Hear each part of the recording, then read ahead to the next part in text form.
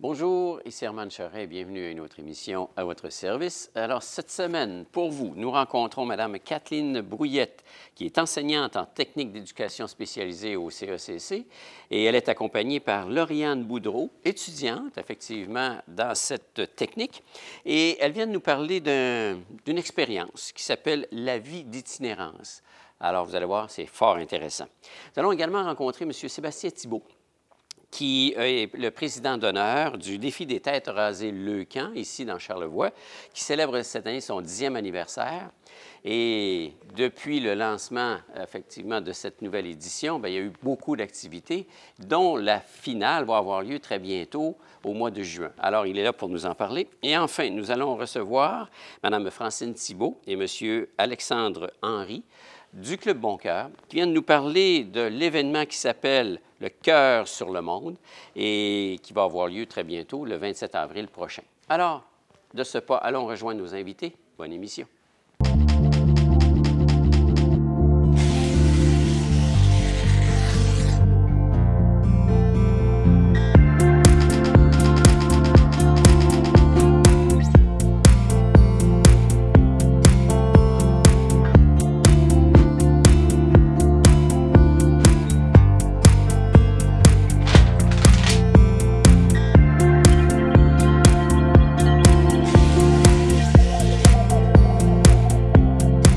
Alors, Kathleen Brouillette, enseignante en éducation spécialisée au CECC, et Lauriane Boudreau, étudiante au CECC. Bien le bonjour et bienvenue à l'émission. Bonjour. Aujourd'hui, on vous reçoit parce que c'est spécial. Je ne sais pas, tous les jours, on va parler, entre guillemets, d'itinérance, ou du moins de la vie que peut comporter, qu'est-ce que c'est être itinérant. Mais tout ça, c'est dans le cadre d'un cours spécialisé donné, effectivement, au centre du CECC. Oui, dans le fond, c'est dans la technique en éducation spécialisée, les cours d'exclusion sociale et de réinsertion sociale.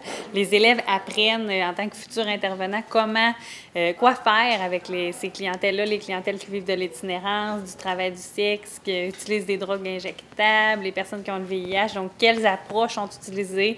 Qu'est-ce que font les organismes qui leur viennent en aide? Donc, c'est dans le cadre de ces deux cours-là où on a décidé de joindre la pratique à notre théorie pour aller leur montrer, pour qu'ils apprennent à connaître ces personnes-là plutôt que le lire dans les livres. OK. Moi, j'en apprends, là. Je veux dire, c'est ça qui est la beauté. On apprend toujours dans notre métier.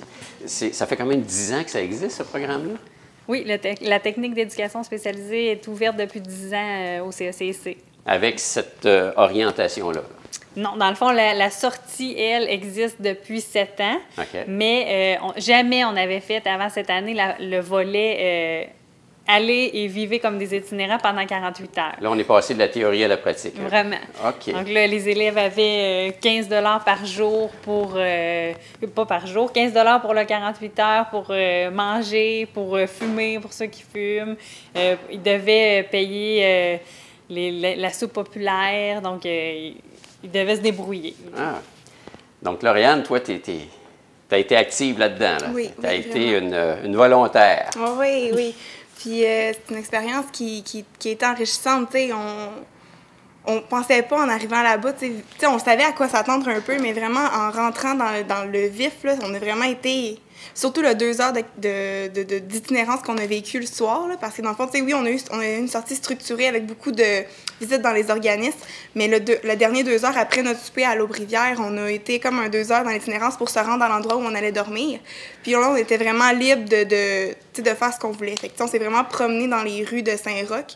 Puis c'est là que, dans le fond, on a eu la chance, dans le fond, d'entrevoir, dans le fond, des travailleuses du sexe qui étaient en train de travailler, qui attendaient sur le bord du chemin. Il y en a aussi qui ont eu la chance de participer à une réunion de cocaïnomanes anonymes, qui ont été prendre un café là, qui ont vu puis qui ont appris aussi, qui ont discuté avec des gens là-bas.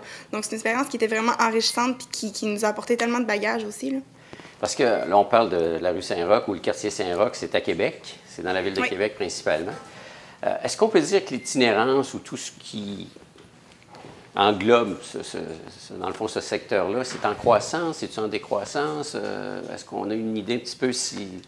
Bien, dans le fond, je dirais qu'il y a beaucoup de mouvements. Avec la naissance du nouveau quartier Saint-Roch, ils essaient beaucoup de déplacer les gens, mais je pense que les gens sont encore là, sont encore sans domicile fixe, sont encore en problématique. Il y a des gens qui sortent de détention, des gens qui consomment beaucoup. Donc, oui, la problématique est encore très présente. C'est juste qu'elle est déplacée dans d'autres quartiers de Québec. On entend beaucoup de jeunes qui font des fugues, puis de fil en aiguille, ils se retrouvent effectivement en itinérance ou à vivre dans la rue. Est-ce que c'est plus des jeunes ou bien non, c'est assez varié côté démographie? Bien, dans le fond, ce qu'on a vu au projet Intervention Prostitution Québec, qui est un organisme qui nous a accueillis, on a rencontré une jeune fille qui a vécu la prostitution juvénile, puis tout ça. Puis on a vraiment vu là, avec les intervenants qu'il y a plusieurs façons d'en arriver à faire de la prostitution juvénile, mais que oui, la fugue en est une qui est fréquemment utilisée. Puis on l'a vu dans à la télé là, récemment aussi, on a beaucoup parlé, mais c'est un des moyens d'arriver à ça le plus fréquent. Parce que ça touche monsieur, madame, et des jeunes comme des moins jeunes. Là. Ça touche toutes les catégories d'âge. Oui, oui. C'est ça qui est le... Est-ce qu'on... quel est l'objectif derrière tout ça, dans le fond? C'est de former des personnes qui vont être aptes à, excusez l'expression, j'ai le terme anglais de dealer, mais négocier ou avoir une relation d'intervenant avec des gens qui sont dans le besoin. Le cours, c'est dans le but de les former à mieux participer, mieux contribuer, à les aider? Je dirais que l'objectif principal, c'est de faire augmenter leur empathie envers ces clientèles-là. Parce que c'est souvent des élèves qui vont en éducation spécialisée pour travailler en déficience intellectuelle, pour travailler dans les écoles, dans les hôpitaux, mais ils ne sont pas nécessairement attirés par cette clientèle-là. Il y a beaucoup de préjugés en arrière de ça. Puis je pense que d'aller s'asseoir avec eux, d'aller entendre leur histoire de vie, d'aller voir qu'ils ont des problèmes de santé mentale, ils ont vécu de la violence familiale, ils ont un gros bagage de difficultés qui les a menés là. Ça peut vraiment augmenter l'empathie, puis ça peut faire en sorte que quand les gens vont se retrouver dans leur service, bien, il va y avoir beaucoup de préjugés d'abolis, là, parce qu'ils les connaissent plus. Parce que tout est perception, dans le fond. Oui. Puis ta perception quand tu es arrivé versus la perception du groupe, parce que vous étiez combien à y avoir... On était 11 élèves, puis les 2 enseignantes, dans le fond, Okay. Kathleen et Kathleen. Alors, le jour de l'arrivée, puis 48 heures plus tard, on quitte. C'est ça qu'on était, là je parle au nom de mon groupe, on était anxieuses puis un peu, tu sais, curieuses de savoir qu'est-ce qui nous attendait. Parce que, tu sais, oui, nos enseignants nous avaient parlé qu'on allait visiter des organismes, qu'on allait vivre un peu de l'itinérance, mais tu sais, sans rien trop nous dévoiler pour nous garder quand même, tu sais, un peu le suspense, là, de savoir un peu qu'est-ce qui allait se passer. Puis, on a comme eu un trajet, on est parti de Malbaie pour se rendre à Québec. C'est vraiment un trajet, qu'est-ce qu'on va faire, comment ça va se passer. Puis, en arrivant là-bas, on a vraiment vu que c'était structuré, puis que les organismes nous accueillaient vraiment à bras ouverts. Là, ils étaient contents de nous parler de leur organisme. Les gens étaient contents de s'ouvrir à nous, de témoigner de leur vie, de comment eux en étaient arrivés là. Puis, je suis ressortie de cette expérience-là, je pense, grandie, puis... ça m'a montré que, tu sais, oui, il y a des gens qui ont des préjugés envers cette clientèle-là, mais c'est pas fondé. C'est vraiment avec le stéréotype qu'on voit beaucoup dans les médias. On se fie beaucoup aux médias aujourd'hui, puis c'est une chose qu'il faut peut-être diminuer parce que... Relativiser. Oui, là, vraiment, parce que c'est des gens, tu sais, comme vous puis moi, là, qui ont simplement eu des problématiques dans leur vie puis qui ont déraillé un peu sur le chemin, mais sinon, ils sont comme nous, là. C'est des gens qui sont, dans le fond, qui sont le fun à connaître, là. Ils nous apportent beaucoup, là. Chacun avait son histoire, mais on a rencontré des gens qui venaient de Charlevoix, qui étaient rendus dans une situation de pauvreté à Québec. On a rencontré... Moi, j'ai mangé personnellement avec un professeur qui avait plus de tâches d'enseignant. Donc, ça faisait quelques années, puis il en était rendu là. Donc, on voit vraiment... Puis ce qu'on voyait en classe, c'était c'est quoi les trajectoires pour en arriver à l'itinérance. Puis je pense qu'à travers les discussions que les élèves ont eues, bien, ça correspondait vraiment aux trajectoires. Est-ce que c'était quelqu'un qui était plus en situation d'inclusion avant, qui a vécu des choses difficiles, qui en est arrivé là, ou c'est quelqu'un qui a décidé ça par choix? Donc, on pouvait vraiment valider la théorie en parlant avec les différents... personnes qu'on a rencontrées. En fait, c'est surtout plus apparent aussi en ville, je crois. Oui. Est-ce qu'il y a l'itinérance dans Charlevoix? Bien, c'est sûr qu'il y a de la pauvreté, c'est sûr qu'il y a des gens qui sont probablement en situation de dépendance extrême ou qui consomment beaucoup, autant de l'alcool que de la drogue, qui ont des problèmes de violence, donc toutes les problématiques existent, mais on ne voit pas de l'itinérance dans les rues. Ce qu'on va plus voir, c'est des gens qui changent de domicile, qui habitent chez une tante pendant un mois, qui habitent chez un ami pendant un autre mois. Donc, ça va être des gens sans domicile fixe, mais qu'on ne voit pas nécessairement. C'est moins visible, mais il y en a quand même. Il y en a, effectivement. Il ne faut pas l'ignorer. Il ne faut pas se mettre la tête comme l'autruche. C'est sûr qu'il y en a moins qu'en ville, mais... En ville, c'est parce qu'ils sont visibles, ils sont sur les coins de rue, ils sont... je me souviens, moi, d'avoir été à Toronto dans les années 80, puis autour de l'hôtel de ville, il y avait plein d'itinérants, où tu voyais effectivement des itinérants couchés sur des coins de rue très achalandés, centre-ville, avec le panier d'épicerie et le bagage qui était là. Quand tu vois ça, tu te dis, oui, c'est assez spécial. Montréal, la même chose, de plus en plus. Alors, Québec, qui est en progression aussi, vit ce genre de phénomène-là. Mais je pense qu'au début du cours, les étudiants disaient, bien, il n'y en a pas vraiment des filles qui font du travail du sexe à Québec sur la rue. Mais en y allant, oui, il y en a. Puis moi, de mon expérience de travailleuse de rue, je connais des dizaines et des dizaines de femmes qui font du travail du sexe de rue. Donc, je pense que, tu sais, de sortir d'ici puis d'aller les voir, ça permet de se dire que c'est proche de chez nous, c'est à Québec, mais ça existe vraiment. Est-ce que cette expérience-là est venue confirmer le choix d'études, de dire, tiens, je reste là-dedans? Ouais? Oui, vraiment. Vraiment, parce que ça m'a montré que, tu sais, j'étais faite pour travailler avec des... Pas nécessairement cette clientèle-là, mais avec les clientèles en général, j'étais faite pour, tu sais, leur venir en aide puis les accompagner, tu sais. Puis c'est une expérience qui nous a valorisé, nous autres aussi, tu sais, du fait qu'on est ressortis de là, tu sais, enrichis, puis qui... On est fiers d'avoir réalisé cette expérience-là parce que je pense que c'est pas tout le monde qui aurait su le faire puis qui aurait su participer vraiment. Parce que, tu sais, pendant 2 heures qu'on a eues, là, on aurait pu aller s'asseoir dans un café et attendre que le temps passe, là, mais on a vraiment participé jusqu'au bout, puis on s'est promené, puis on l'a fait, de l'itinérance, là, tu sais. Fait que ça nous a montré que, tu sais, on était fait pour ça, là, je pense. Là. Il y a eu, il y a quelques années, une expérience de 2 journalistes, hommes et femmes, qui avaient été... vivre l'itinérance, mais eux autres ne l'ont pas fait sur 48 heures, je pense que c'était sur plusieurs semaines. Dans le fond, c'était Naufragés des villes. Ouais. C'est vraiment de là que vient notre inspiration. OK. Parce que là, eux autres, ils l'ont vécu tel qu'un itinérant le vit, là, pas d'argent, on se débrouille comment. J'imagine que est-ce que c'est quelque chose qui est une référence dans le cours? Parce que vous dites que ça a été la base... la structure de ce programme-là? C'est de ça qu'on s'est inspiré, de dire bien, la meilleure façon de comprendre l'itinérance, c'est de la vivre. Donc, partons, puis on va dormir. C'est sûr qu'on était dans un gymnase, mais on ne voulait pas voler des places dans un refuge non plus à des gens qui en ont vraiment besoin. Mais c'est la même chose d'aller dormir dans un gymnase que dans un refuge. Donc, je pense que l'expérience ressemblait vraiment beaucoup à ce que peut vivre une personne itinérante. Quelle sorte de qualité que ça prend pour œuvrer dans ce secteur-là? Je pense que ça prend beaucoup d'ouverture d'esprit, de l'empathie aussi surtout, puis une capacité d'adaptation, je pense, parce qu'on peut rencontrer plein de monde, plein de choses qui sortent un peu du commun. Fait que je pense que la capacité d'adaptation, d'après moi, c'est vraiment la qualité qu'il faut à chaque intervenant. Là. Je sais pas si tu veux rajouter. De l'ouverture d'esprit, d'être là pour la personne, d'avoir envie de l'écouter, puis de comprendre ses problématiques à sa façon. Est-ce qu'on peut se sentir totalement dépassé par les événements ou par ce que la personne qui est en face de nous a pu vivre ou a vécu? Je pense que oui. Je pense qu'il y a des problématiques humaines qui sont très grosses, qu'il y a des gens qui ont un problème par-dessus l'autre, que c'est difficile de sortir de ça puis de trouver par quel bout, comme intervenant, tu peux prendre ça pour l'aider. Mais il y a des façons de le faire, puis je pense que de créer un lien de confiance avec la personne, de prendre le temps de voir c'est quoi ses réels besoins, c'est ce qui fait que les éducateurs vont trouver une façon d'être aidant. De notre point de vue, on les voit, on se dit qu'ils ont besoin d'aide. Est-ce que ces gens-là sont ouverts à l'aide qu'on est prêt à leur apporter? Est-ce qu'ils veulent s'en sortir?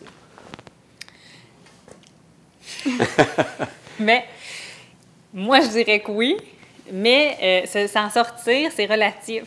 Disons qu'une fille qui fait du travail du sexe, qui consomme par injection, tes objectifs, c'est pas nécessairement d'ici 6 mois qu'elle arrête de faire ça. Une personne qui consomme des drogues gèle un mal, gèle une souffrance. Il y a quelque chose à aller travailler là-dedans en thérapie, puis tout ça. Donc, tu sais, c'est un long processus de s'en sortir. Mais ça ne veut pas dire que parce que tu t'injectes des drogues, tu dois mettre ta vie en danger et échanger des seringues. Donc, ton intervention peut être au niveau de la prévention de la santé. Comment la personne va s'injecter, va bien le faire. Une fille qui fait du travail du sexe, bien, porter le condom, c'est aussi travailler son estime de soi.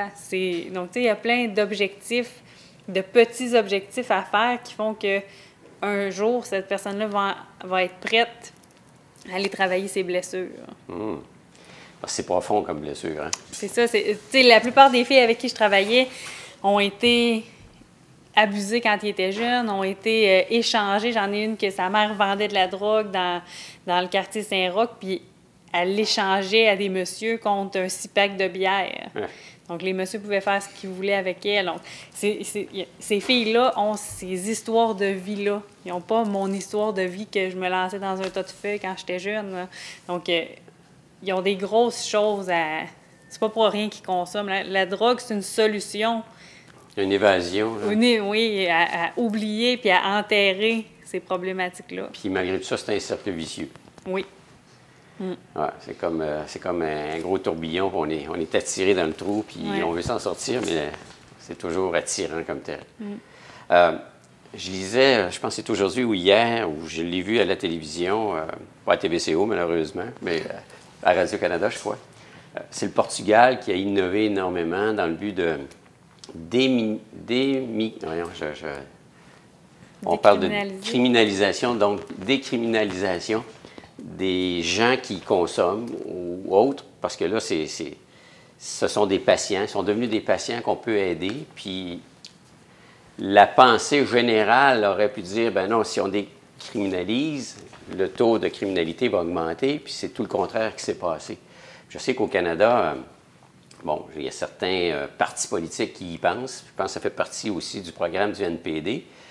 Les autres sont chatouilleux à tout ça, parce que là, on fait juste penser au cannabis présentement qu'ils veulent libéraliser. Là, mais dans le contexte présent, il y a des expériences qui sont faites dans d'autres pays qui ont des résultats concrets. Est-ce que c'est quelque chose qui serait effectivement pensable au Canada, possiblement?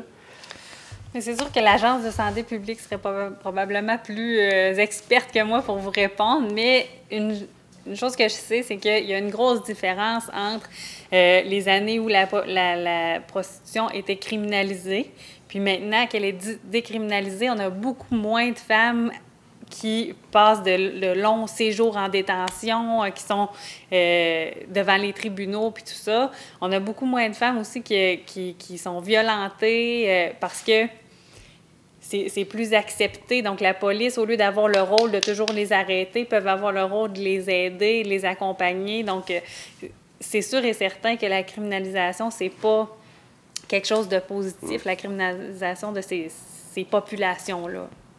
C'est quelque chose. C'est une bonne réflexion. Ça mérite une bonne réflexion. Puis, avec l'ensemble des drogues qui circulent à droite et à gauche aujourd'hui, puis avec les décès qui se sont passés à Vancouver, qui à Toronto, au Québec, on est plus chanceux jusqu'à maintenant, mais ça va peut-être venir davantage. Il faut agir, il faut trouver des solutions. Oui, c'est ça. On n'a pas le choix.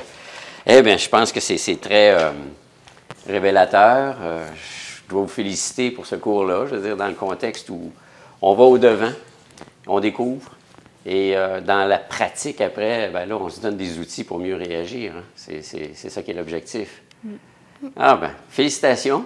Merci. Et en esprit, là, vous êtes à la recherche. Il y a une autre cohorte qui s'en vient très bientôt. Oui, dans le fond, la technique d'éducation spécialisée ouvre ses portes encore l'an prochain. Donc, bienvenue aux futurs étudiants. S'il y en a qui sont intéressés et à vivre des expériences particulières, on contacte le Centre d'études collégiales en Charlevoix, finalement. Oui.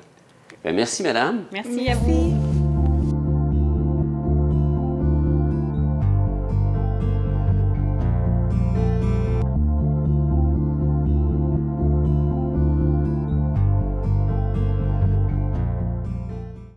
Sébastien Thibault, président d'honneur du défi tête rasée de Leucan ici dans Charlevoix. Bonjour. Bonjour. On reçoit effectivement Sébastien Thibault, qui est propriétaire de Hyundai Jean-Roch Thibault, mais aujourd'hui, on parle de la cause de Leucan, le défi tête rasée, parce que vous avez accepté l'an dernier la présidence d'honneur. Exact. C'est le 10e anniversaire. C'est le 10e anniversaire en plus, donc c'est tout en plus un défi pour moi et pour toute l'équipe de Jean Coutu et mon personnel d'atteindre le nouvel objectif qu'on s'est fixé cette année. Parce que c'est ça, les pharmaciennes du Jean Coutu, Mme Racine et Mme Dufault. 4 ans, sont impliquées depuis un certain nombre d'années. Alors, on a lancé le tout, en fait, l'édition 2017-2018 à l'automne dernier. Exact. Entre-temps, il y a une grande finale qui s'en vient le 1er juin, mais entre-temps, ça n'a pas chômé. Là. Il y a eu plein d'activités. Ah, c'est ça. Il y a eu plein de belles activités grâce à Brigitte puis à Lynn, donc, et leur personnel qui ont fait un quilloton la semaine passée. Avant ça, il y avait eu une collecte au Super C pour qui empaquetait, le personnel empaquetait les paniers d'épicerie. Les paniers d'épicerie, puis ils vont dévoiler le chiffre le 1er juin, mais en plus, on a eu un souper spaghetti à la brasserie Ambiance.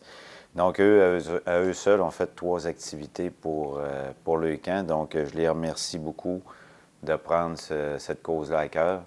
Toutes les causes sont bonnes, mais en tout cas, on sait que les enfants et la leucémie, ça touche quand même beaucoup de monde. Le défi tête rasée puis la leucémie, c'est dans le but de venir foncièrement aux jeunes, les jeunes enfants qui sont atteints de cette maladie-là, dans le but de leur venir en aide.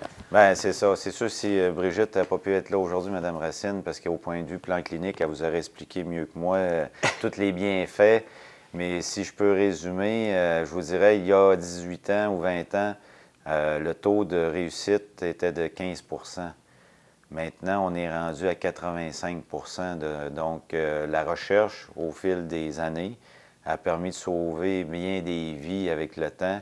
Et maintenant, bien, il y a rémission pour bien nos 2 porte-paroles. Oui, on a 2 jeunes qui sont porte-parole. Coralie Lévesque, qui est à Saint-Urbain, et Frédéric Lajoie, qui est à la Malbaie. Donc, c'est des jeunes. Frédéric a 2 ans. Bien oui. Puis tandis que Coralie doit approcher 9 ans ou 10 ans. Donc, je vous dirais, ces jeunes-là sont en rémission aujourd'hui. Ils terminent ou viennent... Coralie, je pense, vient de terminer ses traitements dernièrement, puis Frédéric, la même chose.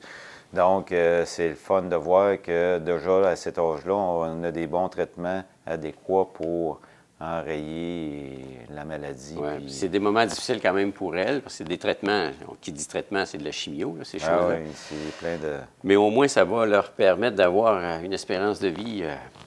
Il y a une vie qui s'en vient. Oui, bien il y en a surtout là-dedans dans leucémie. Il y en a qui ont... J'en parlais tantôt à une place. J'étais allé rencontrer quelqu'un, puis il me disait, bien, ça a pris... la personne a eu ça à 10 ans, puis ça a pris 15 ans avant vraiment qu'il y ait eu sa rémission, mais au moins, il y a eu une rechute une fois, mais ça a pris 15 ans, mais là, la personne est rendue, je pense, à 40 ans, puis à 25 ans, elle se porte bien, puis au moins, c'est le fun de voir ça. Là. Il y a Corinne, Coralie, c'est-à-dire, qui avait fait un petit livre pour enfants aussi. Puis un calendrier. Avec ses dessins à elle. C'est toute beauté, ça. Là. C'était super bien fait. Quand on a été à Saint-Urbain l'an passé, en plus, elle a lu son livre qu'elle avait écrit, puis c'était très touchant, ce moment-là. Les activités, il y en a eu plein, mais la grande finale, c'est le 1er juin. Oui. Justement, dans le stationnement de la pharmacie Jean Coutu ici, où, bon, il y a un chapiteau. Un chapiteau, de l'animation, des jeux gonflés. On remercie les gonflés qui vont nous prêter un jeu pour les enfants. Donc, on va faire aussi des hot dogs cette soirée-là. Donc, c'est à partir de 17h aller jusqu'à 20h. Donc, on espère, par le fait même, qu'on invite les gens, vu que c'est le 10e. On aimerait ça, le comité s'attendrait d'avoir au moins 100 personnes qui viendraient se faire soit couper les cheveux. Depuis 3 ans, il y a maintenant le coupe-couette pour les femmes. Ah. Donc, si vous avez 8 pouces et plus, bien, on peut, sans briser votre belle tête, vous pouvez faire un coupe-couette. Donc, ça va chercher une autre clientèle féminine qu'avant, les femmes ne sont plus, des fois, me faire raser au complet.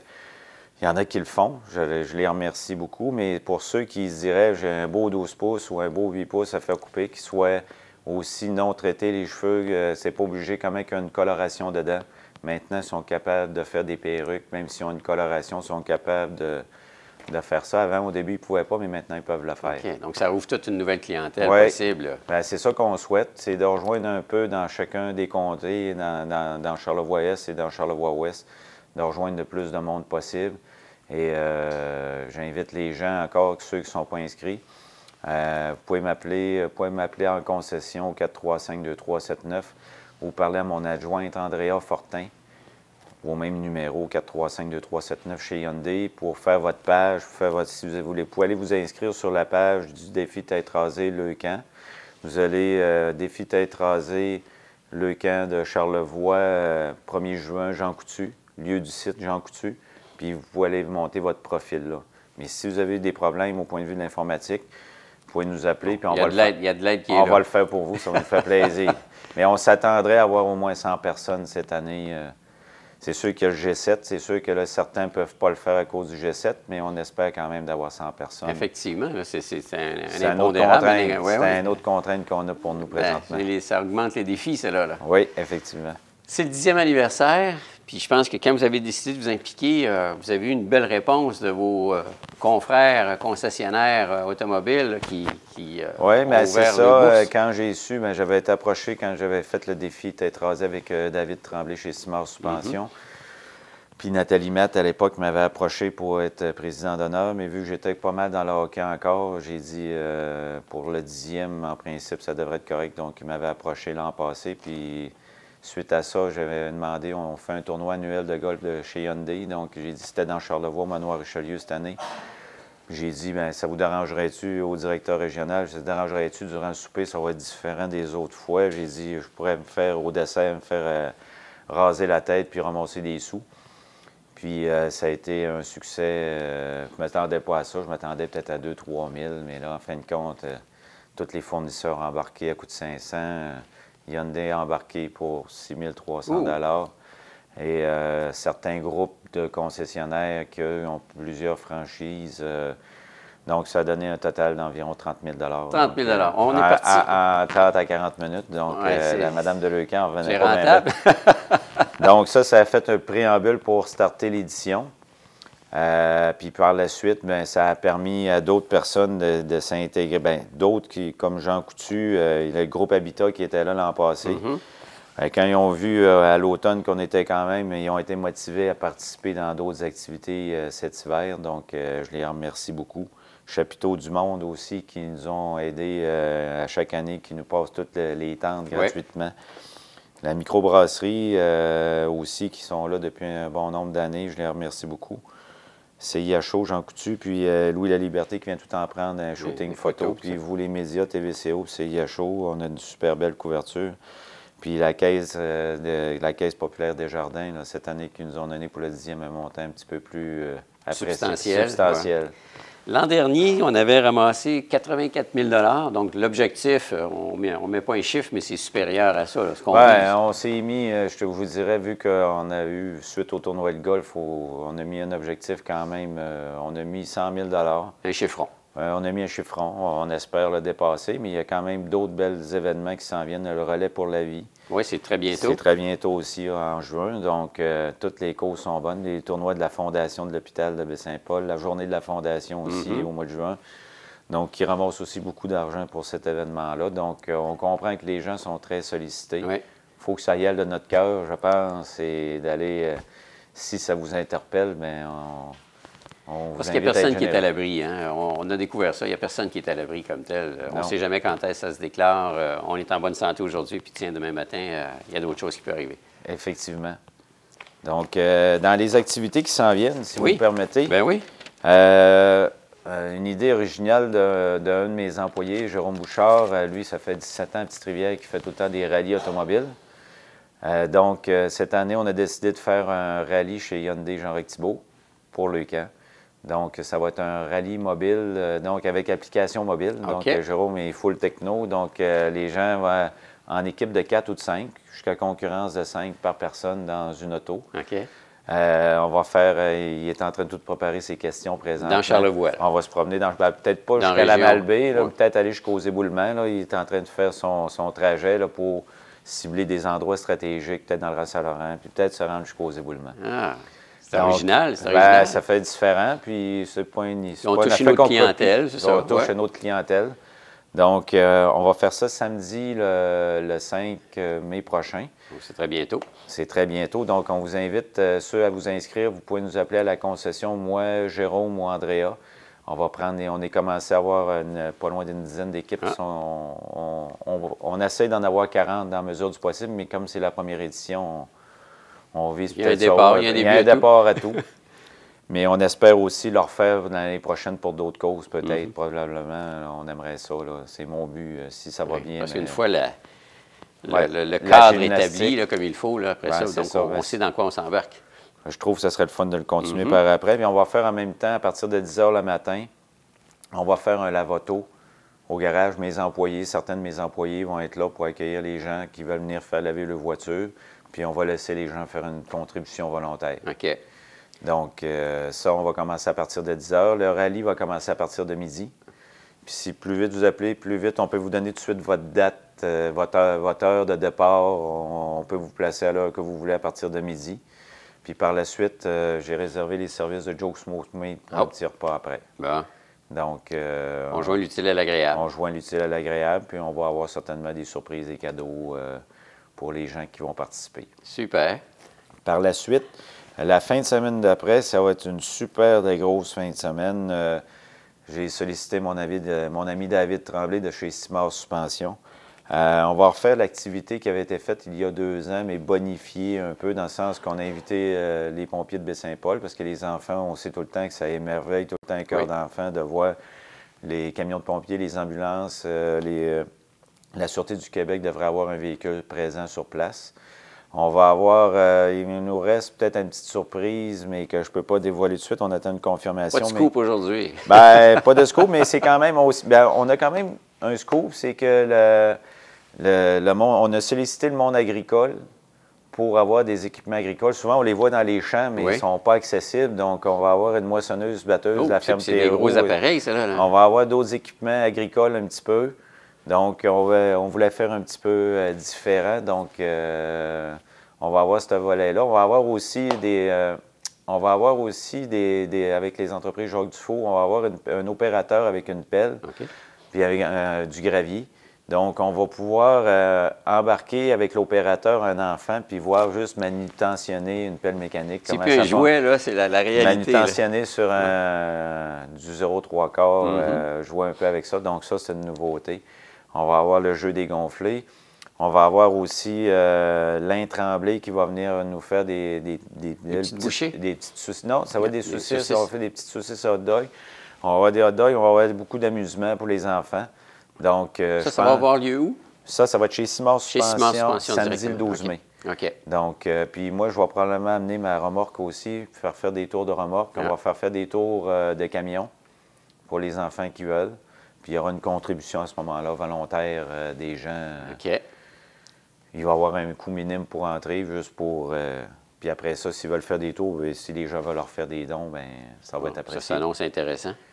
Puis la même journée, j'ai été voir mon ami Gilles Ménard du dépanneur PH Ménard. Il va faire pour cette fin de semaine-là, il va remettre à tous ceux qui vont aller au lave-auto 2 $ par lave-auto et 1 cent le litre durant toute la fin de semaine. OK.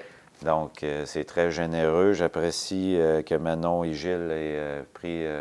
Ils voulaient participer. C'est eux autres qui m'ont sollicité. Ils disent on voudrait t'aider. Ils disent on va faire ça pour l'équipe. C'est le fun, ça? C'est le fun quand tu as Belle initiative, hein? Belle initiative, exactement. Par la suite, la laiterie Charlevoix. Mes amis de la laiterie, la famille Labbé et Philippe, on va faire, puis en même temps, ça va coïncider avec, il va y avoir, je pense, une tranche du grand rendez-vous cycliste. Là, on va faire, vu que ça tombe la fin de semaine des Patriotes, on va vendre, c'est avec encore boucherie, Lin Tremblay, charcuterie charlevoisienne. On va vendre des hot dogs sur place, puis les petits sacs de fromage de 85 grammes qui vont être achetés durant cette journée-là, tous les profits vont être remis à Leucan. Qui est excellent fromage en plus. C'est ça. Donc, en plus, on essaie de ne pas toucher les mêmes personnes et de rejoindre le plus de monde possible, puis en même temps sensibilisant la cause. Il y a Mme aussi Sylvie Villeneuve, que vous connaissez très bien, qui était à la ville à l'époque, va venir nous aider cette fin de semaine-là. Oui, elle est très impliquée. Très impliquée avec les optimistes, Ouais. puis le relais pour la vie. Puis elle dit, je veux venir t'aider. Elle dit, elle va venir cette fin de semaine-là, puis elle va venir nous aider aussi pour le rallye.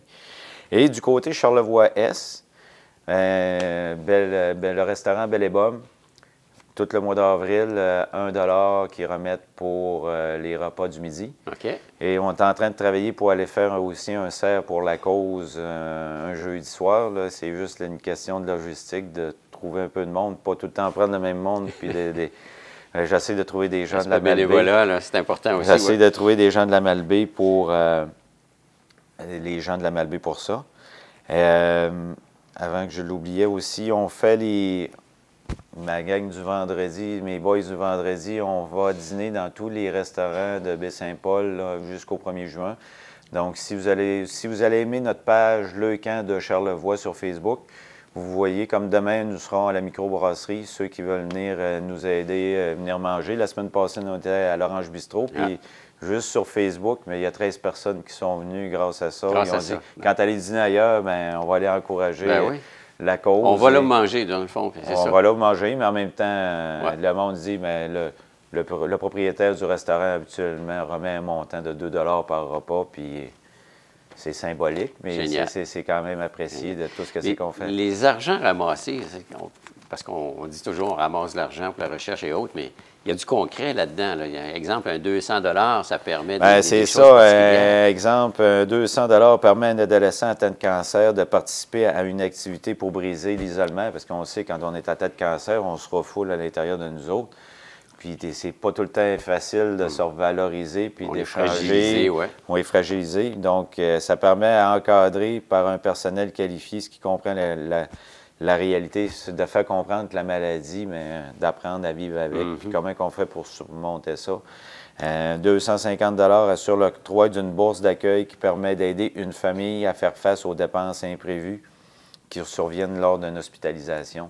Parce que souvent, quand on vient de régions éloignées, qu'on vienne de la Gaspésie, qu'on vienne de Charlevoix, qu'on vienne de Bécomo, bien, le camp encadre très bien ça. On peut aller à la maison McDonald's, mais souvent la maison McDonald's, parce qu'elle est souvent prise, parce qu'il n'y a pas juste la leucémie, il y a d'autres cancers. Donc, le camp a déjà des ententes avec des hôteliers de la région de Québec. Okay. Puis ça peut enlever un stress, parce qu'il y en a qui ne veulent pas utiliser ces services-là, mais des fois, au point de vue budgétaire, quand tu sais que ça te coûte le voyagement puis tout. Donc, le camp donne beaucoup de facilité pour les gens. Parce que l'ensemble des traitements, ça ne se fait pas dans la région. Hein? C'est dans le milieu urbain. Il faut se déplacer. Donc, ça engendre sur, mettons, des traitements de 2-3 ans. Ça monte vite, ça monte vite, mais il faut que tu payes ton hôtel, ta nourriture puis tout. Ça peut mettre des familles dans le chemin, là, quand tu veux dire, là, on donne beaucoup d'efforts pour. C'est ça. Donc, à 500 $ permet l'achat de matériel éducatif ludique pour l'une des salles de jeu dans un centre hospitalier. Donc, c'est pas rien. Donc, c'est toutes des affaires tangibles qu'avec l'argent qu'on ramasse, est vraiment bien, est vraiment bien distribuée dans les hôpitaux. Alors, on répète la date où ça a lieu, la grande finale, c'est le 1er juin. C'est dans le stationnement. Alors, chapiteau, on attend une centaine de personnes idéalement qui vont décider de venir se faire couper les cheveux. Oui, bien, c'est une expérience à vivre. Moi, je vais vous dire, ça va être ma 3e fois. Puis, c'est le premier coup, tu te dis, quand tu es plus jeune, ah non, je ne me ferais pas couper les cheveux, je vais faire un chèque. Mais quand tu l'as fait après, il y a quand même un sentiment de bien-être, puis de fierté, puis de réalisation de l'avoir fait. Pour la cause, je pense. Et tous ceux qui l'ont fait, ils ne regrettent pas de l'avoir fait. Puis je pense que des cheveux, ça repousse, puis on a la santé. Puis par la suite, bien, pas obligé de le faire à tous les ans, mais je veux dire, juste de le faire une fois dans sa vie, je vous le dis. La décision qui est à prendre, une fois que tu l'as faite, bien, t'assumes. T'assumes, mais je veux dire, ça apporte quelque chose à l'intérieur. Ah. Donc, j'invite la population de Charlevoix à venir participer en grand nombre. Puis je remercie TVCO pour la couverture aujourd'hui et pour mais soyez présents le 1er juin. Bien, moi, je vous remercie pour votre implication. Merci. On voit que vous êtes une personne, oui, d'affaires, mais en même temps très impliquée du point de vue société. Et je pense que c'est tout à votre honneur. Puis les jeunes ou les malades, ou en tout cas tous ceux qui pourront en bénéficier, vous remercient à l'avance. Ça fait plaisir. Merci.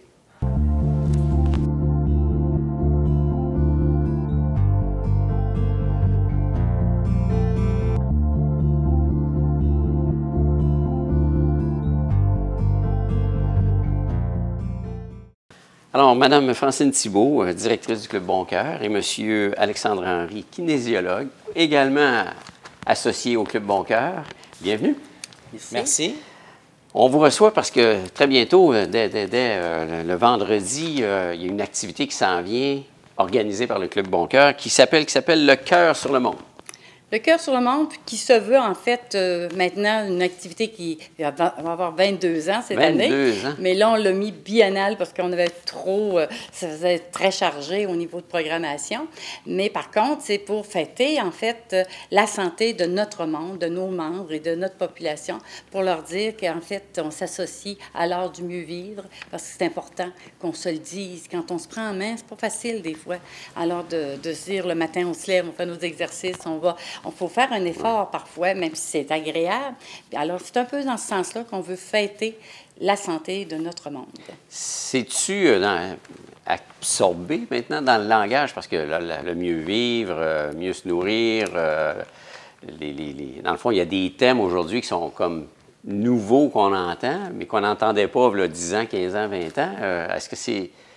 Oui, on le comprend, on l'entend, mais est-ce qu'on est plus dans l'action aujourd'hui? Ah, je trouve ça une bonne question parce que souvent, c'est ça qu'on entend. Les gens le savent, les données scientifiques le disent, mais c'est toujours l'effet d'entraînement. C'est le phénomène de groupe et de se le remettre dans sa propre vie, c'est pas toujours évident. Alors, c'est pour ça qu'on a des... Il y a quand même une conscientisation, je pense, qu'on peut se voir même au niveau là, québécois comme tel. Les gens... sont plus actifs, vont peut-être marcher plus, courir plus. Les événements sportifs, comme ici, le Rendez-vous de la santé à Baie-Saint-Paul, on voit toujours une belle participation des gens au quotidien et tout ça. Non, je pense que... Ça prend un engagement personnel. Tu sais, il y a des saines habitudes de vie, tout le monde en entend parler, mais qu'est-ce que c'est qu'une saine habitude de vie? C'est de changer son mode de vie si on n'est pas en santé. Là. Ah ben voilà, c'est de la responsabilisation individuelle. Ça, c'est pas toujours facile, parce qu'il y a des matins qu'on est comme tout le monde, qu'on ça ne nous le dit pas. Donc, c'est pour ça qu'on existe. Avoir un groupe, d'avoir l'effet d'entraînement, c'est toujours aidant. C'est sûr, quand on est appuyé par d'autres, on se sent moins seul. On l'a vu, même il y a juste quelques semaines, on avait fait le défi Bouger en cœur de 3 semaines, où on invitait les gens à bouger un peu plus, comme tel. Cette année, on a eu 105, 110 participants. Nous autres, on était vraiment très, très satisfaits de cette édition-là. Les gens ont répondu à l'appel, étaient présents. Puis moi, j'ai ramassé les carnets avec les minutes d'activité physique et je peux vous dire que les gens ils ont pris ça au sérieux. Oui. Ils se sont activés. C'est bien agréable. Est-ce qu'il y a une catégorie d'âge qui ressort plus? Au club, 50, 60 ans. 50 ans. Tu sais, on s'est déjà fait dire qu'on était un club de vieux, mais nous autres, les vieux, on dirait plutôt des âgés, parce que nos membres ont commencé à 30 ans, mais maintenant, ça fait 30 quelques années. Donc, c'est sûr qu'on rajoute tout ça.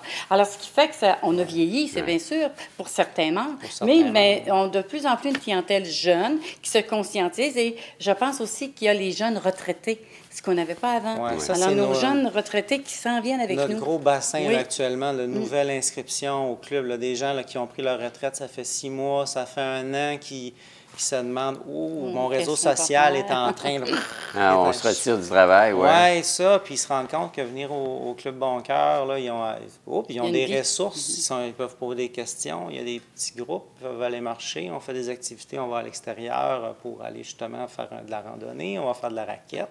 Il y a des petits groupes, des petits sous-groupes qui se créent aussi là-dedans, des nouveaux amis, des gens qui se sont des fois, qui se sont déjà vus dans le milieu de travail, puis qui se rencontrent, puis là, ça recommence. Des nouvelles amitiés qui se créent, ça. C'est vraiment une belle dynamique. Avant, le nom, c'était le Club Bon Cœur des cardiaques. Oui. Alors, on a un petit peu laissé la maladie pour contre, parce qu'on s'est dit, peut-être qu'il y a des gens qui étaient un peu mal à l'aise, un peu réticents, dire, ben moi, je peux être cardiaque, est-ce que je dois y aller, tout ça. Donc, il y a plus d'ouverture. Donc, le Bon Cœur de Charlevoix, ça fait plus positif C'est aussi. ouvert sur le monde. Et comme on puis, dit. c'est ouvert davantage. Puis d'un autre côté, c'était de là un peu la clientèle initiale, parce que, bon, les crises cardiaques, c'était plus dans quarantaine, cinquantaine. Là. Absolument. Alors aujourd'hui, on est un peu plus orienté vers la prévention. Exact. C'est pour ça qu'on... Un peu plus beaucoup. Hein, un peu plus beaucoup. Puis c'est là qu'on se dit qu'on est ouvert d'esprit et de cœur, c'est ça important. On n'a pas eu peur de le faire enlever, le cardiaque, pas parce qu'on ne prend plus soin des gens qui ont été cardiaques. D'ailleurs, notre conférencier va en parler, parce que le cœur, dans Charlevoix, c'était la première maladie qui tuait le plus de monde. Alors, c'est pour ça qu'on est né de cette façon de faire. Est-ce que c'était juste Charlevoix ou c'était pas mal Dans généralisé? le Québec, région cœur, Charlevoix était vraiment je me souviens, ciblée. ouais. Et puis Port-Neuf aussi. Ça fait on est né, en fait, de ces statistiques-là qui n'étaient pas très beaux, puis qui se sont remaniées à cause de toute la recherche, justement, parce que la recherche, c'est important. C'est ça, puis on recule dans le passé. On parlait comment on appelle ça, on renouvelait le cœur, je veux dire, c'était des opérations à cœur ouvert, mais non, c'était, il me semble qu'on entend moins parler de ça aujourd'hui. Ils sont plus faciles à faire. Des pontages, maintenant, c'est une petite opération. Les transplantations, les stents aussi. Oui, c'est ça, d'aller poser des tuteurs, des choses comme ça. Donc, c'est beaucoup moins évolué. invasif que c'était. Puis on essaie on travaille pour que les gens aillent le moins possible en salle d'opération, justement. Puis il faut dire aussi qu'au Québec, on a vraiment mieux arrimé tout ça. La maladie, la santé et la prévention. On a ici le traité santé. Alors, les gens qui ont une partie plus malade sont traités maintenant. Ils sont pris en charge par traité santé. Nous autres, on a fait notre job. On avait amené du matériel pour qu'en fait, on ait un traité santé, puis on l'a. Alors, nous, après ça, on devient la deuxième porte pour soutenir les gens, pour continuer justement cette belle prise en charge. Parce que quand on va là, il y a des spécialistes. Mais vous êtes kinésiologue. Ouais. Pour le commun des mortels, on va juste redéfinir qu'est-ce qu'un kinésiologue. Certainement, oui, certainement. On est des professionnels de la santé, comme les physios, les ergos, donc formation universitaire. On est spécialiste de l'activité physique. Nous autres, on fait de la prescription d'activité physique. En fonction de si la personne a tel âge, selon ce qu'elle a envie de faire, selon une problématique de santé, que ce soit au niveau d'articulaire, ou que ce soit son cœur, ou ses poumons, ou qu'elle ait juste rien comme personne. Mais qu'est-ce qu'elle peut faire pour optimiser sa santé? Si je mets ça très, très simple, c'est quoi un kinésiologue? C'est ça. Donc, on utilise beaucoup les rencontres individuelles et le groupe. En fait, un peu les deux. Je vais rencontrer les gens, discuter, les amener à voir c'est quoi leurs objectifs, se fixer des objectifs, les relancer là-dedans, des fois les challenger, des fois un petit peu piquer. Ça dépend. Faut augmenter sa résistance. C'est ça, mais ça dépend. C'est vraiment d'y aller avec chaque personne. C'est des rencontres qui sont quand même très individualisées que j'essaie de faire, puis de pas essayer de rentrer dans des moules très, très stricts, de dire on va passer l'étape A, B, C. Des fois, on peut commencer à D. Puis c'est pas nécessairement des activités qui nécessitent des déboursés monétaires parce qu'il faut que j'achète tel matériel, il faut que je fasse ci, il faut que je fasse ça. Là. Bon, pas du tout, là. Pas du tout, là. C'est une bonne paire de chaussures. On peut commencer par ça. C'est déjà un très bon investissement dans sa santé. Il peut y avoir des fois des bâtons de marche qui peuvent être intéressants. Si on veut s'entraîner à la maison, moi, un gros ballon, là, un ballon suisse, un élastique, peut-être un step, un tapis de sol. On a à peu près pour 150$ d'équipement là-dedans. Là, puis moi, gros galons d'eau. Des gros galons d'eau aussi, c'est vrai, des bidons de lave-vide, des fois que je vais laisser aux clients. Je dis, moi, j'en prends des fois d'installation de service. Je ramasse ça, puis je leur fais des poids pour la maison, des choses de la main. Ça, on prend ce qui est sous la main. Voilà, on prend ce qui est sous la main, puis l'idée, en fait, c'est d'avoir un bon programme, des choses que ça nous tente de faire. Puis si on n'est pas capable de le faire par soi-même à la maison, puis des fois, on peut essayer. Là, des fois, les gens, ils essayent vraiment. Là, ils me le disent, là, mais je trouve ça dur. Bien, prends des cours de groupe. Va voir les groupes. Il y en a plein d'activités. Regarde dans l'informateur. Il y a plein de cours de groupe. Il y a plein de choses qui se donnent à Baie-Saint-Paul. Au club, on en donne des cours de tai chi. On donne des cours d'entraînement plus type musculation, cardio. On a le club de marche.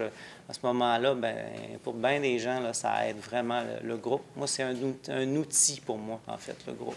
Super. Là, vous êtes dans les nouveaux locaux de la Maison Mère bientôt. Oui. Bien, en fait, à la fin de l'été, 1 an, mais ça a ouvert des portes, le fait que vous soyez là. Ben, En termes de local, juste le local par rapport à vos activités. Oui, beaucoup plus vaste, beaucoup plus haut. Donc, on peut faire de l'exercice physique avec beaucoup plus d'aisance. Et surtout, nos midis santé qu'on a conservés parce que les gens, c'est un côté social qui est important pour nos membres et pour les personnes participantes.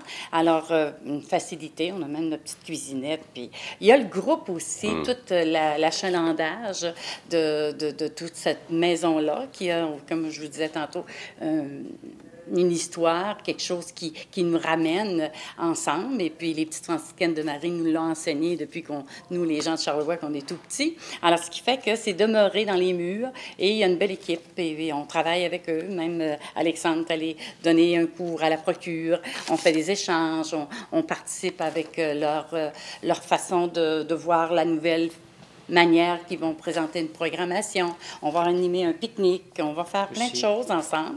Alors, oui, il y a un milieu de vie là, qui commence à immerger.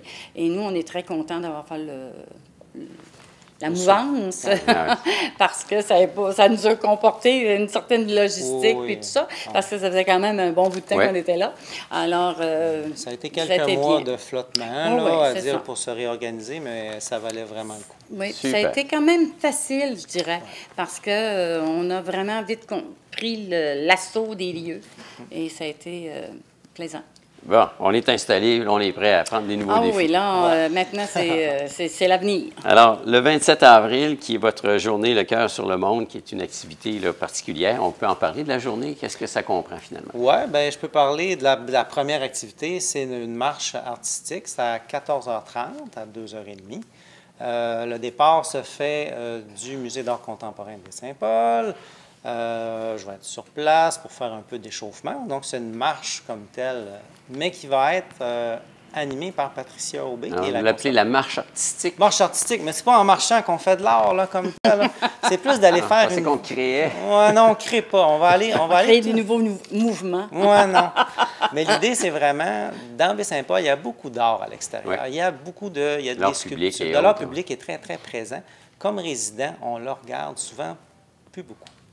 C'est là, puis on passe au côté, là, la statue. C'est acquis. On regarde pas avec ça. Donc, l'idée, c'est d'aller un peu à la rencontre de tout ça, de se faire un peu expliquer d'où ça vient, c'était quoi la démarche qu'il y avait en arrière de tout ça. Donc, c'est une marche qui dure à peu près 1h30. C'est un 3 km avec plusieurs pauses. Puis il y en a même 2 groupes. Donc, il va y avoir le directeur aussi du musée qui va être là. Ah. Donc, pour les gens qui ont peut-être un pas plus rapide, OK, on le sait, on y va selon un peu là, ce que les gens vont sentir. On dit un groupe plus rapide, un groupe plus lent, qui va peut-être être un peu plus lent. Comme ça, on y va à son rythme. Il faut s'inscrire idéalement? Il faut s'inscrire, bien entendu. Il faut s'inscrire. On a des billets à vendre là, à notre local. Je pense que la marche est gratuite. La marche est gratuite. Puis moi, je suis tellement contente de cette belle collaboration-là. Parce que vous savez que Le Cœur sur le monde est né avec le symposium. Ah. Parce qu'on a fait la première édition. C'était sur l'enceinte à l'Arena. Au symposium. Donc, il y a encore une suite. Donc, l'art de vivre, pour nous autres, ça a toujours été interrelié. Et ça, je trouve ça tellement plaisant. Puis, je pense que mon ami Alex ne savait même pas. Non, je ne savais même pas courant. On a communiqué. Alors, tu sais, c'est ça qui est beau de voir cette belle continuité-là qui émerge d'eux-mêmes. Tu sais. Alors, on ne met pas les mots dans la bouche. Ça, c'est important pour nous parce qu'on a des forces ici dans ce belle enceinte qui est Baie-Saint-Paul. Alors, on s'en sert et c'est important. Et ça, c'est tout à l'honneur d'Alex d'aller vers ces gens-là. Bien, la marche se termine aussi au musée. OK. Donc, il va y avoir une petite collation sur place. Des belles pommes. Puis après ça, on va passer au 5 à 7, qui, lui, va avoir lieu à la Maison Mère, dans la grande salle. Tu veux-tu parler de l'activité comme telle? Ou?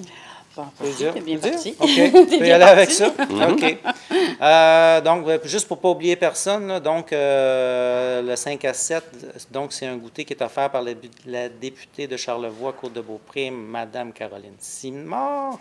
On va avoir Michel le magicien aussi qui est là. Il est super magicien, drôle, faire de super bon. l'animation, Ouais, il est vraiment incroyable. Là. Moi, j'ai plusieurs fois qu'il vient au club, il fait des activités avec nous, puis il nous apporte des fois, il vient faire des tours. On ne comprend rien. Il est vraiment bon. Okay. C'est parce que Il est c'est vraiment vrai bon. de la magie. Oui, c'est ça. Puis ensuite de ça, il y a Mme Renée Gagnon, pianiste, là, qui est bien connue ici. Là, pour mettre de l'ambiance. Pour mettre de l'ambiance. Donc, des fois, d'avoir de la musique live, là, comme tel, c'est agréable là, qui est là.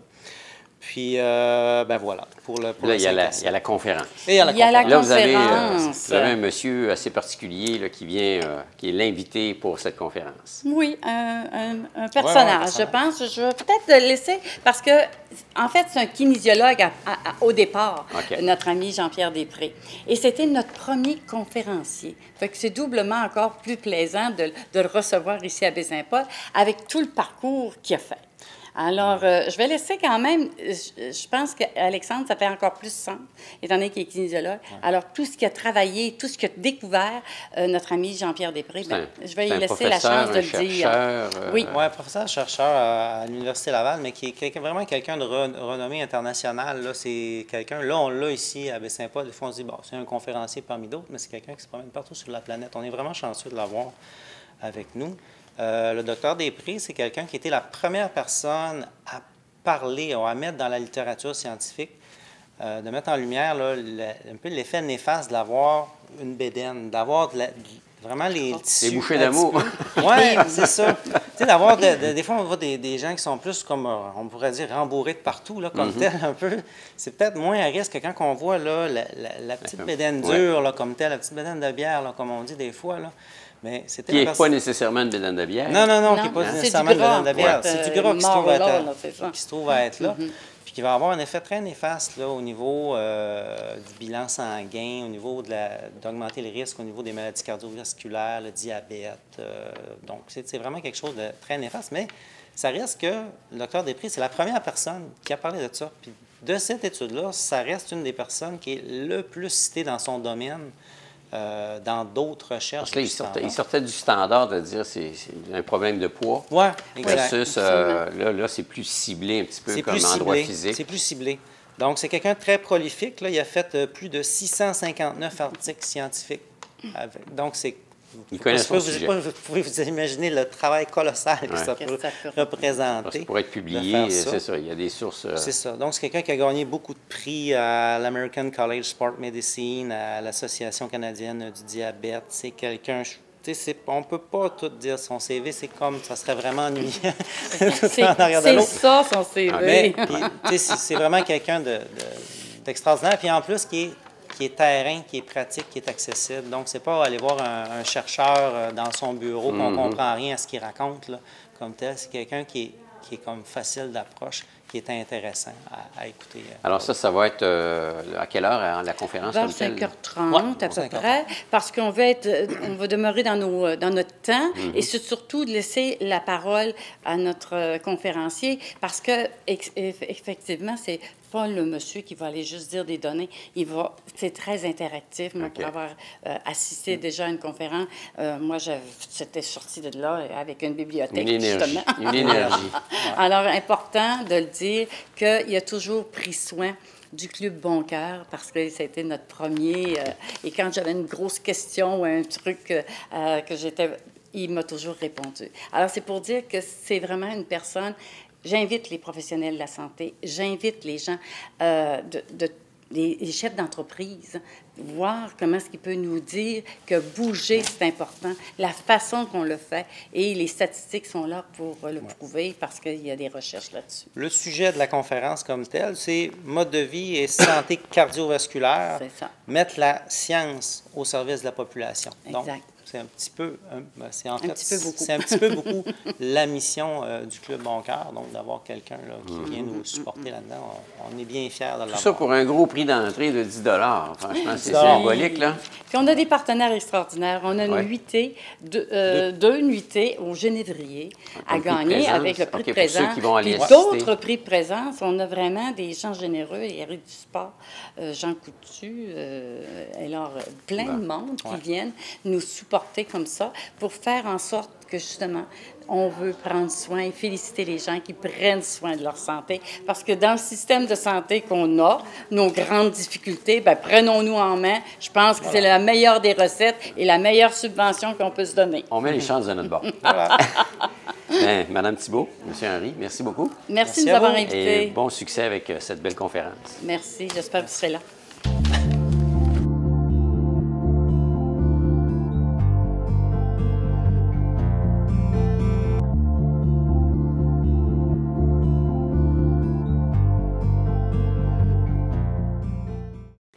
Voilà, une autre émission qui s'achève. Comme vous avez pu le voir, le thème quasiment de cette émission était « Le cœur sous la main » ou, foncièrement, c'est des gens qui ont à cœur de faire plein de choses pour les autres qui nous entourent. Alors moi, je vous donne rendez-vous la semaine prochaine, toujours sur les ondes de TVCO, comme on dit, même heure, même poste, pour une autre émission à votre service. D'ici là, portez-vous bien, à très bientôt. Ne désespérez pas, le printemps est à nos portes et la chaleur s'en vient. Au revoir.